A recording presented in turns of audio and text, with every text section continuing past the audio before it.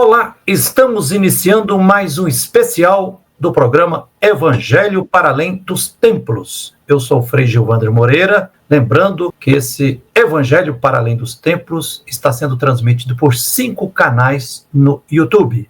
Pelo canal do nosso irmão Marcelo Barros, que está comigo aqui, pelo canal do nosso cantor e compositor Zé Vicente, canal também da TV Causas da Vida e também o canal Conversas de Paz e Esperança. Sejam bem-vindos, bem-vindas. Vamos esperançar de cada canto do planeta de mãos dadas, celebrando o Evangelho para além dos templos. Este é um movimento onde a fé transcende fronteiras e o amor nos conecta. É o Evangelho além dos templos, que quebra barreiras e nos mantém interligados. Ouça a boa nova. Deixe-a preencher sua alma. Deixe-a inspirar seu caminhar. Somos um na fé, um no amor. Como uma roda de samba, cada um com seu instrumento, mas tocando em harmonia. Unidos pelo bem comum, somos Evangelho vivo, o povo que luta por libertação, em defesa da vida, da paz e do amor. Tema de hoje, Francisco e o Evangelho, seu legado e desafios para nós. Resolvemos gravar esse especial hoje, dia 1º de maio de 2025. Nossa saudação aqui a todos os trabalhadores e trabalhadoras, né?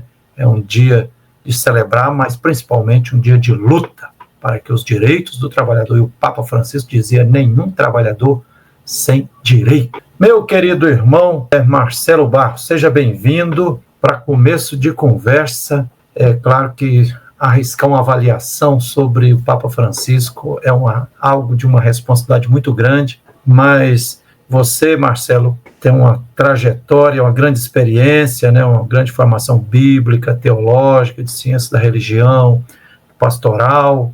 O que é que dá para dizer sobre os 12 anos do Papa Francisco em relação a Jesus Cristo e ao seu Evangelho?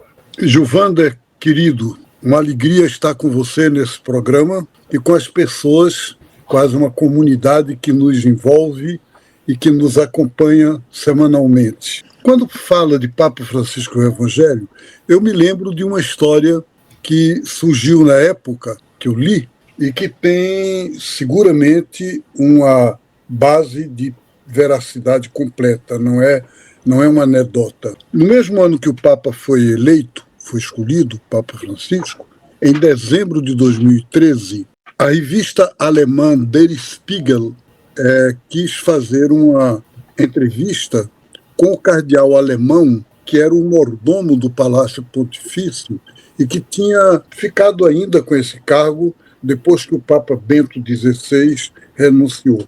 E ele, no primeiro ano do Papa Francisco, era ele. E a revista perguntou ao cardeal como é que o senhor vê o novo Papa. E o cardeal respondeu, para nós da Cúria Romana é um problema, porque todos os dias a gente nunca sabe qual vai ser a novidade. E ele nos surpreende sempre. Você imagina que neste domingo, 1º do Advento, no ano passado, era o Papa Bento, e ele entrou nessa basílica com uma capa magna ornada de diamantes. Não porque ele fosse vaidoso, de jeito nenhum ele não é, mas porque ele representa o Cristo Rei, e ele faz as vezes de Cristo aqui nessa basílica. Nesse ano, agora, nas primeiras vésperas do domingo, no sábado à tarde, o novo Papa entrou na basílica para celebrar o mesmo ofício. Só que ele entrou com aquelas roupas de pároco do interior lá do país dele. Aonde é que nós vamos chegar assim? E a revista reproduziu tal qual esse diálogo.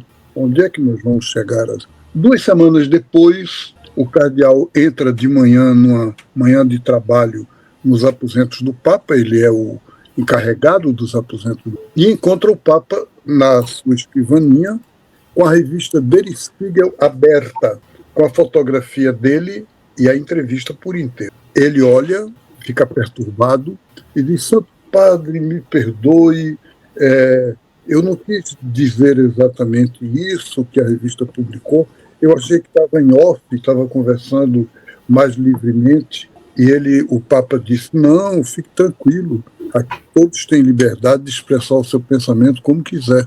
Eu só queria aqui responder uma pergunta que você faz. Essa pergunta aqui, deste jeito, onde é que nós vamos chegar?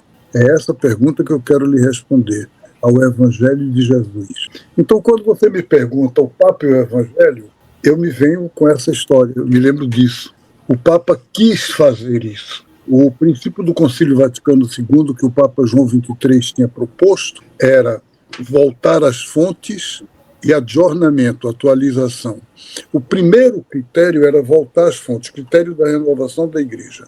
E o Papa Francisco quis isso na vida dele, do jeito dele. Ele não podia acabar com o Vaticano, mas ele resolveu morar na Casa Santa Marta, usava o mesmo sapato, viajava com aquela maletinha dele de viagem. Ele era como se fosse o padre Bergoglio. Viveu no que ele pôde, do jeito que deu, uma volta às fontes neste ponto. Quer dizer, para mim, por exemplo, essa simplicidade e essa opção fundamental pelos pobres, pelos oprimidos, 4 encontros com os movimentos sociais, onde ele procurou o encontro com representantes dos movimentos populares, não para falar da Igreja, não para catequizá-los, não para eles ouvirem o Papa, mas para o Papa escutá-los. E ele disse isso claramente, e era assim, era um encontro de 3 dias, e ele falava no final uma palavra. Então, para mim, essa é a ligação Francisco e o Evangelho. Exatamente, Marcelo. Olha, eu lembro como hoje, eu estava na sede da CNBB, sentado ao lado do nosso querido e saudoso, grande profeta, bom pastor, Dom Tomás Balduino, participando de um lançamento, aquele lançamento anual que a Comissão Pastoral da Terra faz sobre o livro Conflitos no Campo. Aí apareceu a notícia, Jorge Bergoglio foi eleito Papa. Olhei para o Dom Tomás Balduino assim, falei, Dom Tomás, quem que é esse cardeal Bergoglio? Eu não conhecia, mas Dom Tomás falou alguma palavra, mas para mim foi uma grata surpresa, porque depois de 34 anos de pontificados de João Paulo II, 28 anos depois do Papa Bento XVI, que nos deu uma canseira danada, quando começou o Papa Francisco, eu fui percebendo que a praxis de Jesus Cristo, isso que você falava, Marcelo, por exemplo, ele revelando assim, sendo profundamente terno, compassivo, misericordioso, solidário, e abraçando os empobrecidos, né, os refugiados, os migrantes, os grupos LGBTQIA+, todos os povos sofridos e injustiçados do mundo, o Papa Francisco foi abraçando, as mulheres, as crianças, os idosos, e que maravilha, depois revelando também assim, uma perspectiva, sempre chamando para o ecumenismo, para o diálogo interreligioso, né? Chegou em encontros com outras lideranças, dele até beijar os pés de lideranças de outros países, de outras religiões, e junto com essa dimensão de misericórdia de quem estava sofrendo, né? Aí eu falei, o Papa Francisco está realmente colocando em prática o Evangelho de Jesus Cristo para além dos templos. Isso, de certo modo, Marcelo, eu acho que o Papa Francisco também inspirou o título desse nosso programa aqui, né? Sem dúvida nenhuma. Né? Sem dúvida nenhuma. E outra dimensão que o Papa Francisco, ele não foi exclusivamente um bom samaritano no sentido assim só de acolher, mas ele colocou em prática outro ensinamento e outra praxis de Jesus Cristo, que foi a profecia. O Papa Francisco teve a coragem de dizer que, olha, a economia do capitalismo é uma economia de morte, que mata. Escreveu encíclicas e fez muitos pronunciamentos contundentes, chamando a atenção, gente, não vamos cair na esparrela, na armadilha que é o individualismo, o consumismo, vamos cuidar da casa comum. A encíclica Laudato Si, assim, acolhe os clamores da Mãe Terra para a gente juntar a luta pela justiça social com a luta por justiça ambiental. Então, assim, combinou, teve a grandeza de, assim, quase todos os dias, né, denunciando os esquemas de guerra e clamando pela paz, né? Teve a coragem, por exemplo, de se posicionar ao lado do povo palestino, um povo vítima de véspera, Marcelo? Na véspera de morrer, na locução do meio-dia da Páscoa, na véspera da morte, no dia do domingo da Páscoa, ele disse: sem desarmamento nunca haverá paz. E isso significa uma denúncia muito grave de que de 2023 para cá nunca houve uma verba tão alta para os armamentos no mundo. Atualmente chegam a trilhões de reais, de dólares. E é uma iniquidade. Se uma 10ª parte dessa importância fosse usado contra a pobreza, para acabar com a pobreza no mundo, nós já teríamos vencido a pobreza a tempo. Exatamente. E outro aspecto, né, por exemplo, o Papa Francisco teve a coragem, a sensatez, a sabedoria de mudar a doutrina da Igreja Católica com relação à pena de morte. A Igreja, em hipótese alguma, podemos concordar com pena de morte. O nosso mestre e salvador Jesus Cristo foi vítima de pena de morte. E ele exortou que todos os países devem abolir a pena de morte. Tem muitas outras formas hoje de colocar pena de restrição de liberdade, tudo sobre as pessoas, né? E depois também, né, Marcelo, acho que outro aspecto que eu vejo assim, de Francisco, em profunda sintonia com o Evangelho, foi tentar, uma igreja em saída, uma igreja missionária, uma igreja sinodal. Então, assim, é na caminhada conjunta, dialogando, né, acolhendo a diversidade que se forma, que se testemunha o reino de Deus. Não é por aí, Marcelo? Sem dúvida nenhuma, Gilvander, concordo inteiramente com você. Penso que é o Evangelho vivido exatamente como profecia de simplicidade e de amorosidade. Papa Francisco e seu legado. Eu tenho a intuição, Marcelo, que tem muitas realidades mais profundas, diz a sabedoria popular, que a gente só consegue enxergar o mais profundo, ou de olhos fechados, ou com lágrimas nos olhos, ou quando muitas vezes nós já perdemos a pessoa amada, ou aquela realidade que a gente ama profundamente. Então, assim, se em vida nós já percebemos que o Papa Francisco era de uma estatura gigante, deixou um testemunho imensurável, né, maravilhoso, eu intuo assim que após a morte dele, ele vai se tornar maior ainda. Marcelo, qual o legado, as características do legado espiritual, ético, profético, de missionariedade, de missão e etc., que o Papa Francisco deixa para nós? Eu penso que o primeiro legado fundamental é ter retomado a eclesiologia da igreja local.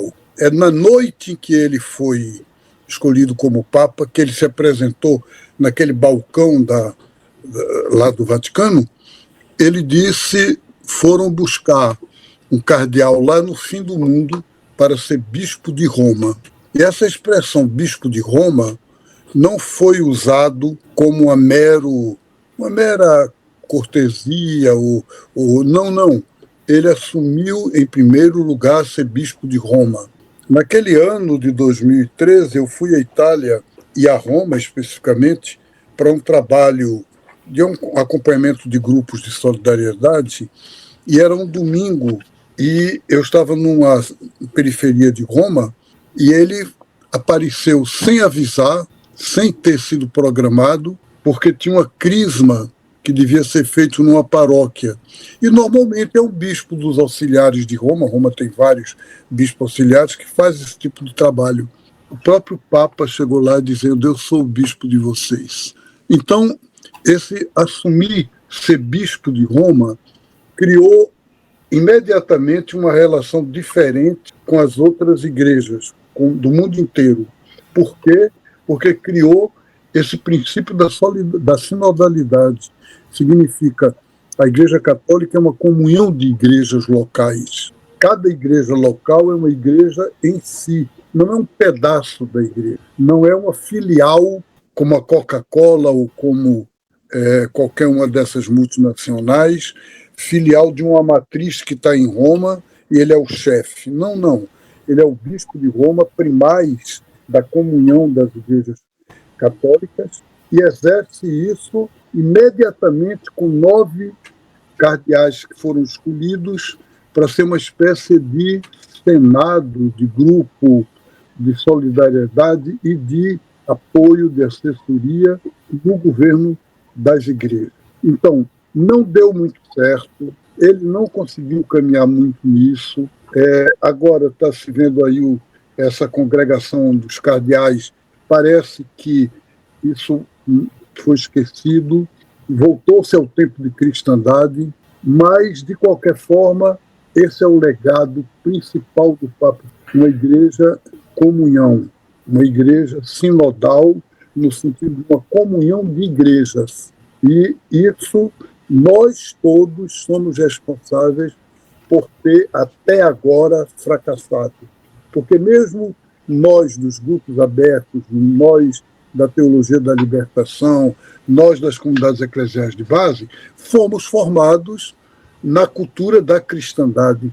Então, agora que o Papa morreu, se fala do Papa que vem, ou se fala das expectativas da gente, quase sempre ainda em um contexto de cristandade. Ô Marcelo, para quem é um pouco de fora, que não entende bem essa expressão, quando a gente fala uma igreja de cristandade, o que é mesmo isso? Quais as características? Cristandade foi o sistema que, quando a igreja entrou no Império Romano no século IV, com Constantino, foi criado como se fosse uma religião civil, em que a igreja, de certa forma, serve ao Estado e o Estado dá à igreja um poder. É uma igreja de poder, é uma igreja de, digamos assim, do sistema. Então, a cristandade é aquilo que, por exemplo, legitimou a conquista da América Latina. Aqui no Brasil, os portugueses chegaram, a primeira coisa que aconteceu foi uma primeira missa na praia em Porto Seguro. Os pobres dos índios podem ser escravizados, podem ser dominados, se eles não se convertem ao catolicismo, porque se converter ao catolicismo é ser súdito do imperador ou do rei que governa o Estado. Então, esse sistema igreja e Estado, igreja e poder, que fez com que agora o Milley, que dizia que o Papa era o ignorante, o idiota, estava lá no funeral dele, todo contrito. O Trump, no funeral do Papa. E a Rádio Vaticano e a TV do Vaticano elogiando que ali tinham 50 chefes de Estado. Esse tipo de regime se chama cristandade. E é esse regime que nós queremos superar. Queremos voltar colocar da igreja local e das igrejas domésticas e das comunidades eclesiais de base. Exatamente, Marcelo. É lamentável esse regime de cristandade, porque na prática é colocar a cruz de Jesus Cristo, quer dizer, Jesus foi crucificado para que mais ninguém fosse crucificado, colocar a cruz, a fé, para andar a reboque da espada, quer dizer, dos poderes mundanos e muitas vezes opressores e exploradores, né? Marcelo, outros 2 aspectos que eu percebo do legado de Francisco, você falou, eu queria ressaltar aqui, um Papa, irmão e incentivador, apoiador dos movimentos sociais populares. Isso é uma maravilha. Ele chegou a dizer assim, falou, olha, sigam os movimentos sociais. Isso é de uma beleza, porque hoje, se a gente está numa sociedade estruturalmente injusta, desigual, não basta a gente fazer solidariedade no varejo. Nós temos que resolver muitos problemas que são estruturais e institucionais, tem que mexer nas causas. E os movimentos sociais fazem isso, tenta unir, reunir, organizar os povos oprimidos e injustiçados para obter transformações, para mexer nas causas dos problemas, para a gente não ficar só na assistência. E o Papa percebia a importância disso e valorizava, né, Marcelo? Muito fundamental. O Papa, nas suas viagens, sempre reservava um momento para receber as pessoas mais pobres, para estar com os povos indígenas, para incentivar os movimentos sociais. Ele criou no Vaticano um dicastério para isso. E esse dicastério era ligado diretamente a ele. Esse centro do Vaticano não é um centro apenas de promoção social, ele é um centro de diálogo com os movimentos sociais. O Papa criou o Dia Internacional dos Pobres. E alguém disse a ele: Santo Padre, acho que deveria ser da pobreza, não dos pobres. Ele disse: não, é dos pobres. Eu quero chamar a atenção para as pessoas. São as pessoas que são importantes. Então, domingo lá de novembro, antes da festa de Cristo Rei, Dia Mundial dos Pobres. E cada ano com a mensagem pessoal dele e um almoço com os pobres de onde ele estiver. Se estiver viajando aqui no Rio de Janeiro, vão fazer um almoço especial aberto a todos os pobres que quiserem participar. E ele está na mesa junto com eles, como com uma pessoa qualquer. Todos os anos desde que isso foi instituído. Que maravilha. Outro aspecto que me deixa muito feliz no legado, no testemunho do nosso querido Francisco, Marcelo, e assim, em relação aos dois papas anteriores, né, João Paulo II e Bento XVI e vários outros papas, Papa Francisco promoveu um tipo de fé cristã, que é aquela original realmente do exemplo de Jesus Cristo, de retomar a união entre fé e vida, a dimensão espiritual e a dimensão social do Evangelho, de unir essas realidades, porque, infelizmente, de uma forma injusta, né, nos 34 anos de pontificados de João Paulo II e de Bento XVI, houve um divórcio de várias realidades que são inseparáveis. Então, assim, supervalorizou, quase que absolutizou a relação vertical eu e Deus, o devocionismo, movimentos espiritualistas, né? E assim, desencarnando a fé cristã, né? A fé cristã, Jesus se encarna, Deus se encarna e eles propõem. E aí fica todo mundo só louvando e tudo. Não, e o Papa Francisco, gente, olha, a oração, a vida de fé tem que estar em profunda comunhão com a vida, com a realidade das pessoas, com a realidade social, com a realidade ecológica, com a realidade política, com a realidade econômica. Isso também é bonito a gente perceber no Papa, né? É muito importante. Eu penso que, fundamentalmente, é a espiritualidade profética. E essa espiritualidade profética, que foi a espiritualidade de Jesus, fez o Papa, de certa forma, suscitar, promover, propor uma igreja em saída. Não é em passeio, não é apenas, como se poderia dizer, nem em missão que você vai e depois você volta. É em saída mesmo, é sair de si. É uma igreja para fora. E essa igreja para fora, o Papa deu muitos sinais importantes, muitos sinais fundamentais, né, no legado dele.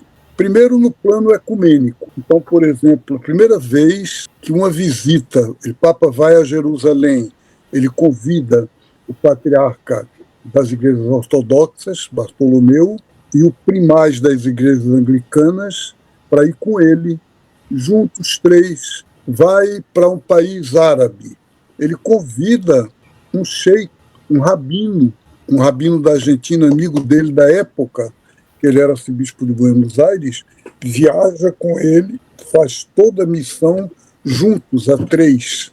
Então, aonde ele vai, aonde ele ia, ele não ia sozinho. Ele não fazia viagem como chefe para que o povo veja o Papa. Ele ia numa missão com outras pessoas. É claro, a imprensa mundial salienta o Papa, mas não pode deixar de dizer que junto dele estão outros líderes religiosos.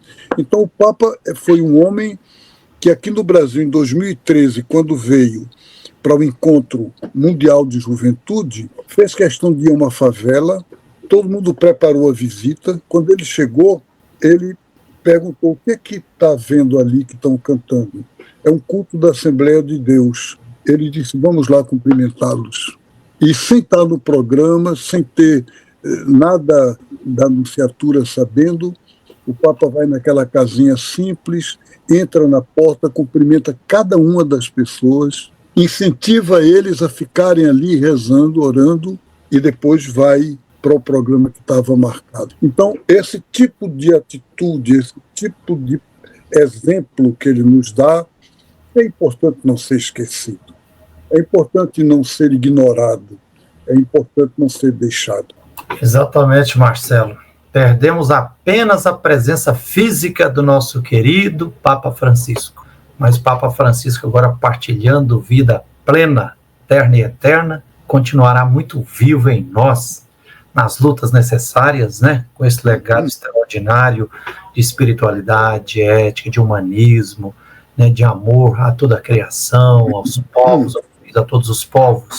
Mas, Marcelo, os cardeais, né, os 135 cardeais, já estão reunidos em Roma, e parece que agora, dia 7 de maio, já inicia o conclave para se fazer a eleição do próximo Papa, e muitos desafios estão aí. Eu, pessoalmente, estou rezando para que venha, de fato, um novo Papa que seja um autêntico discípulo de Jesus Cristo, um outro Francisco de Assis, e discípulo do Francisco de Roma, né?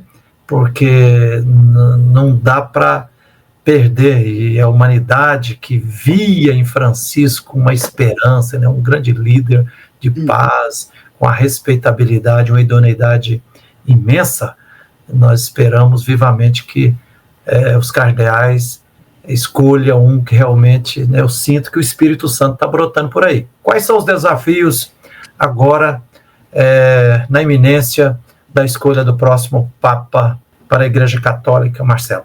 A minha impressão é que o Papa Francisco nos deixa um legado importantíssimo no ponto de vista do exemplo, do testemunho, da sua profecia, mas do ponto de vista da organização eclesial da Igreja, eu teria coragem de dizer que, como Jesus, ele também fracassou. Ele também nos salvou pela cruz e não pelo êxito. E a cruz do Papa Francisco é o fato de ter vivido a Igreja 5 anos, praticamente, desde 2020, essa proposta de uma Igreja sinodal, de um processo sinodal, de um sínodo sobre a sinodalidade, que agora o conclave se abre como se isso não tivesse existido, como se não tivesse havido nada nunca. Então, os cardeais estão lá, todos nomeados pelo Papa Francisco ou pelos papas anteriores, se achando representantes da Igreja em todas as suas dimensões. Infelizmente, eles não representam as mulheres, que são mais de 50% da Igreja Católica no mundo. Nenhuma delas vai poder participar do conclave. Por quê? Porque o sínodo ainda continuou na sua dimensão de consultivo, de modo que não ficou nada de concreto, nada de estruturado, em nenhum aspecto. Um diálogo espiritual, um outro clima, isso muito bom, excelente, isso já é talvez até o fundamental, mas não é tudo. Então, os desafios agora é colocar no concreto da vida aquilo que o Papa Francisco sonhou, desejou, começou, mas não pôde ver concretizado. Na minha opinião, essa participação das mulheres, essa abertura para os ministérios mais laicais e femininos e masculinos, essa questão da valorização da igreja local com autonomia, quer dizer, não é possível que Roma continue achando que conhece melhor a realidade da Austrália do que os australianos, e nomeie bispo de Roma para Sydney, para todas as cidades australianas, ou da África, ou da América do Sul, ou do Brasil. Evidentemente que tem uma coisa errada no método. Não, mesmo que o bispo escolhido seja excelente, seja uma pessoa boa, nós estejamos agradecendo a Deus dele ter sido escolhido, mas a forma de escolher tem de mudar. Não pode ser essa. Até o século VIII, o próprio direito canônico na Igreja dizia nenhum bispo imposto. E tem um livro que vocês podem encontrar na Paulus com esse título, e que mostra os documentos antigos em que os bispos eram escolhidos pela igreja local. Então, isso para dar um exemplo. Os desafios são muitos, a igreja não pode voltar a ser para o mundo testemunha de um Deus de ódio, de violência, de homofobia, intolerância. E essa necessidade, essa urgência de ser testemunho de um Deus que é amor e que é inclusão, ela é provavelmente o desafio maior no mundo atual. Porque o mundo atual está vivendo, Giovanna, aquilo que a gente pode chamar de direitização, uma espécie de voltar para a direita. E nessa volta para a direita, as religiões, e especialmente o fundamentalismo cristão, tem uma importância muito grande. Trump ganhou nos Estados Unidos não a partir dos ateus, mas a partir de cardeais, bispos e pastores evangélicos e pentecostais que bancaram a campanha dele. E entre nós aqui no Brasil é a mesma coisa. A direita está estruturadíssima e quem fortalece mais essa estrutura são os grupos que se dizem evangélicos, pentecostais e católicos de direita, em nome de Deus. É exatamente por aí, Marcelo. Olha, eu estou assim, vou continuar rezando e pedindo que os cardeais tenham a sensibilidade, escute o Espírito Santo pedindo um novo Papa parecido com o Papa Francisco. Isso. Vou citar um exemplo, Marcelo. Semana passada eu estava em missão no norte de Minas Gerais e eu vi nitidamente a diferença que faz quando você tem uma proposta de igreja no rumo do Evangelho de Jesus Cristo mesmo, que foi testemunhada e ensinada pelo Papa Francisco. O exemplo foi o seguinte: 2 dias lá, durante 6 a 8 horas por dia, participei de audiências públicas na luta para a criação de uma reserva de desenvolvimento sustentável no norte de Minas Gerais, cerca de 70 mil hectares, para preservar pouco do cerrado que ainda existe, para preservar muitas comunidades geraizeiras,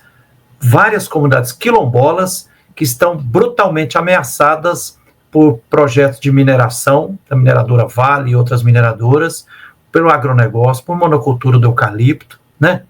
E aí, Marcelo, você vê, aí estavam os quilombolas, os povos das comunidades tradicionais geraizeiras, todos defendendo, nós queremos a reserva de desenvolvimento sustentável para garantir as nascentes de água aqui, respeito, e se inspirando no Papa Francisco, até com vários cartazes assim, dizendo, o Papa Francisco falou que a gente tem que cuidar da natureza, casa comum, cuidar das nascentes, da água é fonte de vida e tudo.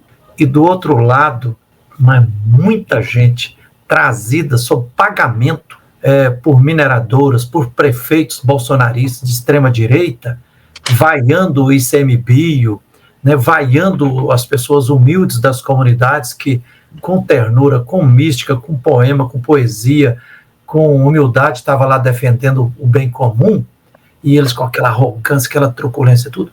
E aí, Marcelo, vi que muitas pessoas que estavam vociferando contra a criação de uma unidade de conservação para preservar o meio ambiente e garantir a reprodução da vida das comunidades, estavam com camisetas de movimentos religiosos, conservadores, espiritualistas, moralistas, né, que só louvor. Eu falei, gente, como é que pode essas pessoas se dizerem ao mesmo tempo, pessoas que se dizem cristãs e quase que dizendo assim, crucifica a Mãe Terra, crucifica a natureza, crucifica os quilombolas.